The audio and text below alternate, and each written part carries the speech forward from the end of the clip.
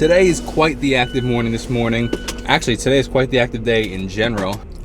Eating my dried fig between workouts. Just did a 30-minute at-home workout, and now I'm on my way to an hour of yoga. And then later today is my first softball game. Yes, you heard that correct. I joined the church softball league, so your boy hitting out of the park. More than music. Alrighty, so we are back home. It is like 9:15. We went to yoga. We did a 30-minute hit workout. Now we gotta practice dancing for about 30 minutes, and then we'll have some breakfast. And then we got an interview with Tommy Profit. Okay, I'm done. 25 minutes is enough. I'm done. Time to go eat breakfast. What I'll do is later today, I'll do one or two more rounds of the song, dancing to the song, and then that'll be my 30 minutes. So for breakfast, we're having a big bowl of fruit and a little bit of cereal. Fruit is completely filling the bottom. There's only a bit of cereal over here with some oat milk, a little bit of leftover spinach feta eggs from yesterday, and we're gonna watch some performances from some of my favorite artists live, just kind of seeing what they do live, so I can kind of just build a bank of ideas that I could do while I'm performing. Alright, let's get in the studio. We have about 20 minutes until our interview with Tommy Profit, NF's producer. I'm looking forward to this one. Funny story about this. He responded to my Instagram DM literally 1 year later. He actually was like, oh my gosh, I'm so sorry. I don't know how I missed this, but here it is a year later. I'm responding. It's just funny. In that week that he responded, like 3 people, like somebody responded from a 2019 message. And I'm like, man, I've sent out so many messages. I'm curious to see going forward how many people end up seeing it later. And then we end up having a chat or something like that. All right, let's let Tommy Profit in. And I just thought of you because I know that you obviously do your music. So funny, what you just saw a clip of right there was my neighbor actually works for the company that I get my internet from. And she was thinking of me recently because they're doing a new campaign, like featuring people that use the internet for work. So for example, they're featuring a lady who has a famous dog, and they're featuring another guy that does something else, a magician. And she was like, I wanted to see if you'd be interested. I wanted to like offer you as somebody who uses internet for work. And I'm like, yeah, that's great exposure. Like, I think they said that they'll offer free internet for a while. I'm like, that sounds fine to me. Because actually it's funny because I was just telling you how hard it is for me to work without the internet. So it's actually perfect. And then potentially, she said that they're running ads, but they're also potentially doing commercials. So I might be in a commercial. I don't know. But if I am, that'll be pretty sick. Time for some coffee. Look, my mug matches my shirt.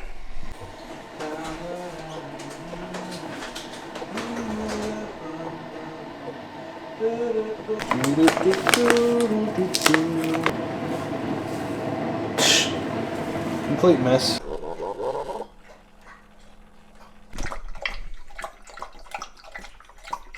So a good friend of mine really wants to take the leap of faith into becoming a full-time content creator, and he reached out to me. He was like, hey, I would love to do that. Do you have any tips? So I just filmed this whole, actually it was a 13-minute video that I want to trim down probably under 10 minutes. Probably not under 10 minutes. That's not realistic. Probably at 10 minutes maybe of explaining how all the different avenues of income and ideas that I had. I figured, this would be cool content for them. It'd be cool content for me to share with you, but also I had to think about this anyway. So while giving that person the advice, I turned it into also content for you guys. I will call them and give them advice separately. So it's not like, hey, just watch this video. Not going to do that to them, but I'll give them unique advice, like specifically call them. And then I'll also I figured it'd be important for anybody that wanted to make that decision themselves. What do you think of this? Hey, yeah. Oh my gosh. If you could see my outfit right now. Actually, I don't even want to show you my outfit. It's so bad. I'm wearing Chelsea boots with knee-high socks and not short shorts, but shorter shorts, as I'm on my way to pick up the cleats from my dad's house. Because, like I said, I'm playing softball, and I'm borrowing his cleats and his mitt and his cup because I didn't want to go out and buy the stuff. But oh shoot, this is funny, man. This is a sight to see. You want to know something interesting my vocal coach was saying today? I started working on some older songs with her just so that I could practice the songs that I want to perform. and some of them are older. Like You Deserve More is almost 2 years old. And it's interesting. She was like, because the song is older, you practiced a lot a while ago, years ago, which means you practiced and learned and memorized those quote-unquote bad habits that you had. So now, as you start to sing now, it's interesting to see that those bad habits are actually memorized. So you have to retrain your body and your mind to sing these old songs in a new way. It was very interesting, and it's like, I'm excited because it brings new life to these songs.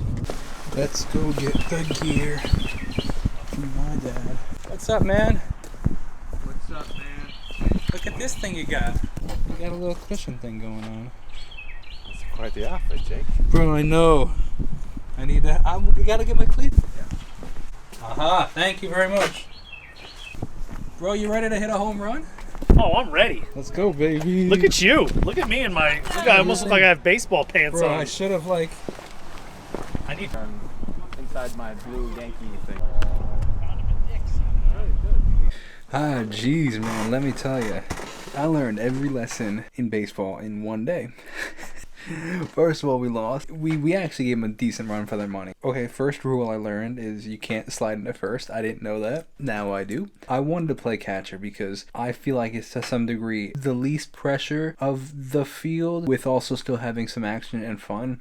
Where like the infield terrifies me, like with those balls, like we're playing slow pitch softball, like underhand slow pitch softball with men with metal bats. So they rip these shots, and like I don't want that thing flying at me at 120 miles an hour. No, thank you. Nope. And then outfield's cool, but like it's a lot of pressure. Like if the ball's coming at you and you just drop it, now you're 150 feet away, and it's just I don't mind it as much. Like that would have been my next alternative, but I liked catcher. And a couple of my friends were like, "There's no way you're gonna be able to do it." Like no, kind of thing. And that just my personality. I'm like, "Oh really? Let me show you." And I got to play, and I was decent at catcher until I didn't. I just forgot, and I thought that like all I had to do was catch the ball, and I forgot that like if like the ball goes behind the plate or something like that, I have to go get it, and the pitcher runs the home base, and then I have to throw it to the pitcher, or like all these things, like how plays work for the catcher. I just didn't realize that I had that. Forgot. Like I don't watch baseball. I never played baseball, so there were a couple scenarios.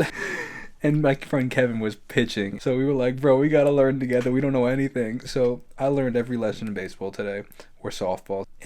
But it's funny. It's still funny. Even though I was like, I totally embarrassed myself as with some plays in catcher. My personality is like, okay, I'm going to learn. I'm going to watch some film. And then by like later on the season or next game, people are going to be like, oh my gosh, he knows what he's doing. He's so good.